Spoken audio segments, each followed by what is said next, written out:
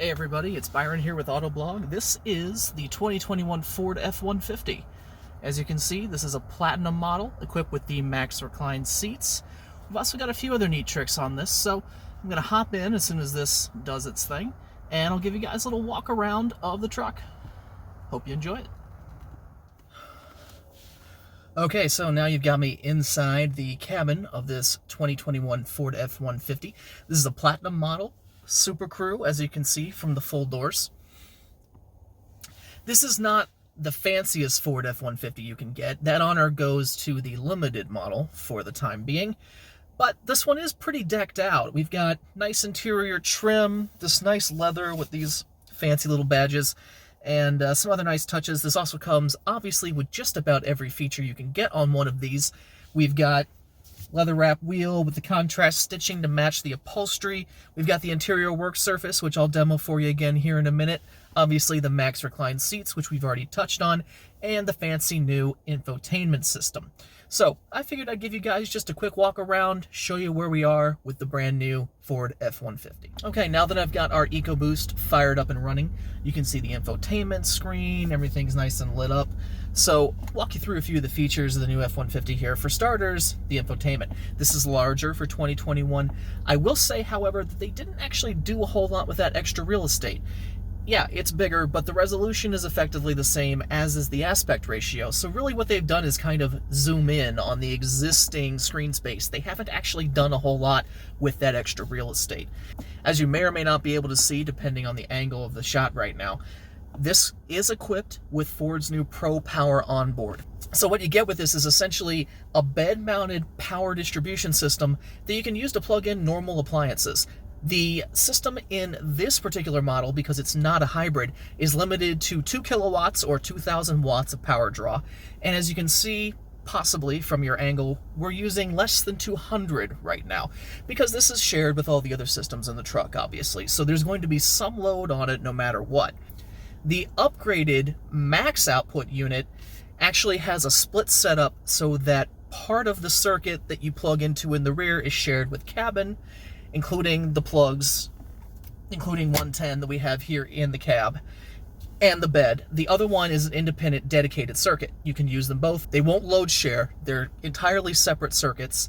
However, you will be able to see their draw simultaneously with side-by-side gauges in this infotainment screen instead of just the single one that we see with this particular system. And I'll remind you, you can only get the high output Pro Power on board if you opt for the hybrid. With the regular gasoline engines or the diesel, you're stuck with the lower output version.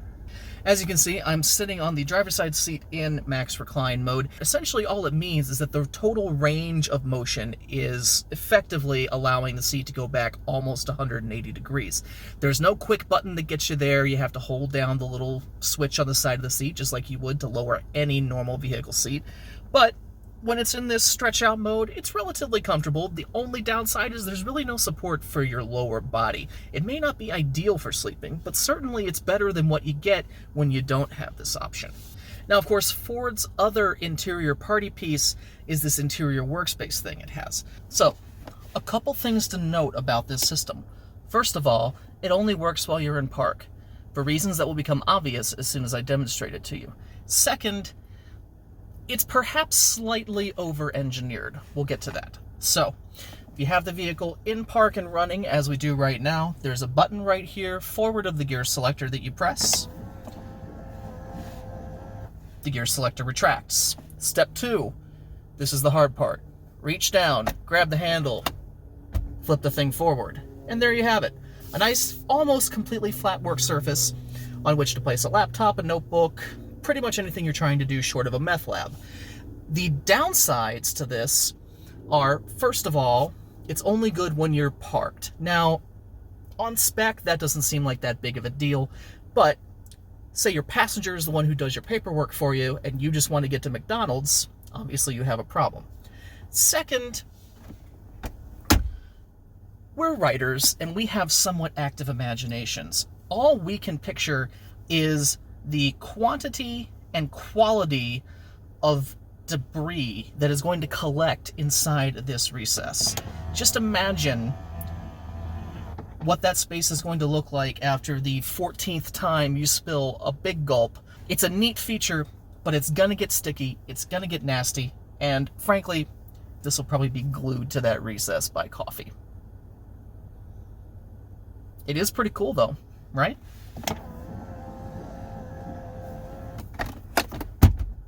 It's one of those hey neat kind of features that exists at that intersection of complexity and simplicity. Frankly, we're not entirely certain how many people will use it, but we're glad it exists, especially since it gives us something to make a video about when we're stuck working from home. So just a couple more little things that I'll go ahead and touch on here while I've got you up front. This little cubby here, which has this just delightful, almost wood finish to it. Looks like the kind of composite deck boards that you might buy at Lowe's these days. Hidden beneath it, you get a wireless charging pad for your cell phone. Probably can't get any tablets in there, it's a bit small. A USB-C and a USB-A port. Those are outlined in blue, which tells me they're designed for interfacing with the Sync infotainment system.